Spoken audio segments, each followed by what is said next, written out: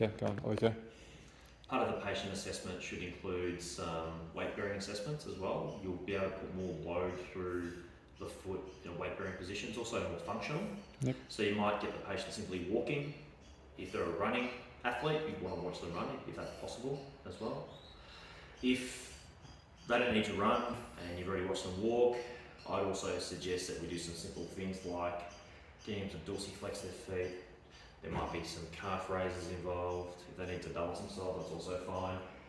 I'd always look to progressively build the load on the foot, because there's no point having someone hop if they're going to hop and crumble in pain. So let's start with, can you stand comfortably?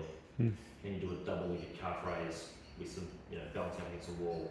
It might then progress to a single-legged calf raise on the affected side. That might progress to hopping.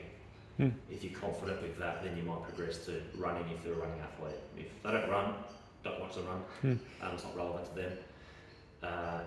And of course, these assessments are really targeted. So if the patient, you suspect they've got tendinopathy of their tibialis anterior, that's where rocking back on the heels is important. Walking on their heels is important.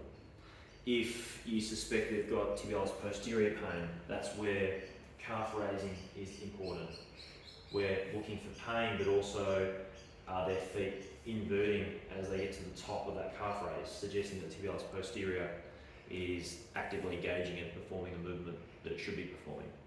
So it's not just about getting them to walk on their heels or their tippy toes or hop or jump. It's being quite targeted, asking the patient, when are they experiencing their symptoms? Are you reproducing their symptoms?